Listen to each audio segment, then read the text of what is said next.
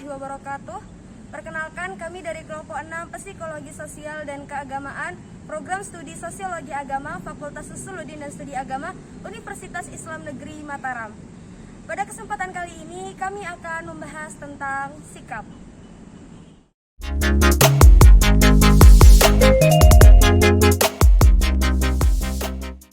Bismillahirrahmanirrahim. Assalamualaikum warahmatullahi wabarakatuh.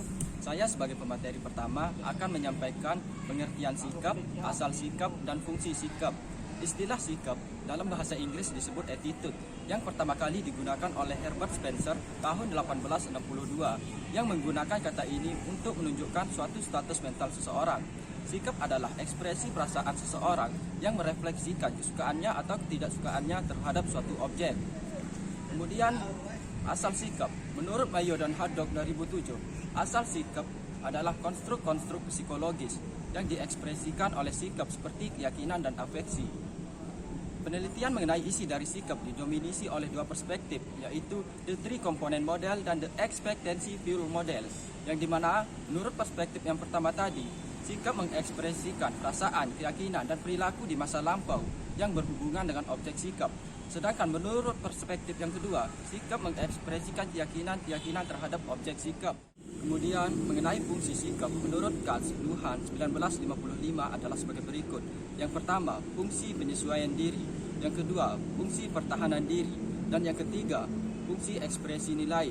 Dan yang keempat, fungsi pengetahuan. Sekian.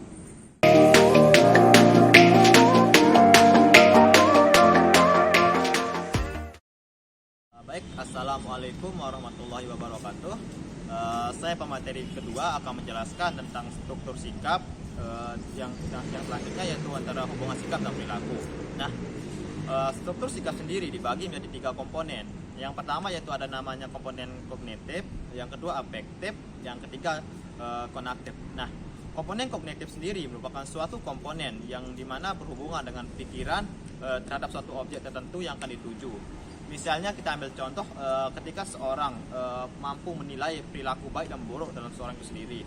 Dan selanjutnya yaitu komponen afektif.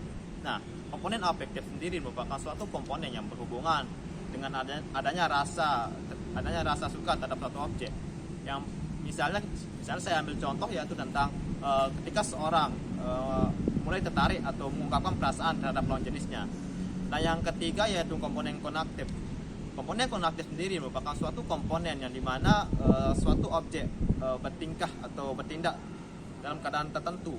Misalnya ketika suatu objek dalam suatu situasi tertentu mengungkapkan bentuk perasaan atau rasa cinta terhadap seseorang yang dianggap menarik baginya. Selanjutnya yaitu tentang hubungan sikap dan perilaku. Hubungan sikap dan perilaku sendiri dapat dikatakan saling terkait antara satu sama yang lain, atau dikatakan tidak dapat dipisahkan. Ada beberapa faktor sehingga terbentuknya suatu perilaku itu sendiri. Yang pertama yaitu ada namanya pembentukan sikap. Pembentukan sikap sendiri bisa melalui kebiasaan, yang dimana kita membiasakan diri dengan berperilaku sesuai yang kita inginkan, maka akan terbentuklah perilaku tersebut.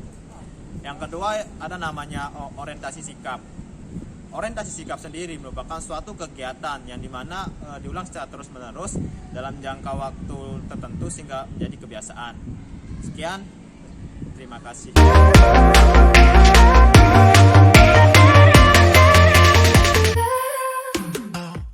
Bismillahirrahmanirrahim. Assalamualaikum warahmatullahi wabarakatuh. Saya pemateri ketiga. Pada kesempatan kali ini saya akan menjelaskan tentang proses dan faktor penyebab dari terbentuknya dan berubahnya suatu sikap. Sikap manusia tidak terbentuk pada saat manusia itu dilahirkan.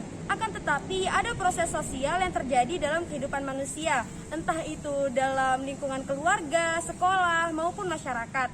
Ada 4 cara terbentuknya sikap dan berubahnya suatu sikap. Yang pertama ada adopsi. Adopsi adalah kejadian-kejadian atau peristiwa-peristiwa yang terjadi secara terus-menerus dan secara berulang-ulang yang kemudian diserap oleh individu dan mempengaruhi terbentuknya sikap. Yang kedua ada diferensiasi. Diferensiasi ini seiring dengan bertambahnya usia, sejalan juga dengan bertambahnya pengalaman. Hal-hal yang tadinya dianggap sejenis sekarang dianggap tidak sejenis lagi atau keluar dari jenisnya. Kemudian yang ketiga ada integrasi. Integrasi ini terjadi secara bertahap, dimulai dari pengalaman tentang suatu hal yang kemudian mempengaruhi perubahan sikap terhadap suatu hal tersebut. Yang keempat ada trauma. Trauma ini adalah kejadian-kejadian atau peristiwa-peristiwa yang terjadi secara mengejutkan yang kemudian memberikan kesan mendalam terhadap jiwa seseorang yang mempengaruhi terbentuknya dan berubahnya suatu sikap. Itu tadi 4 cara proses terbentuknya suatu sikap dan berubahnya suatu sikap.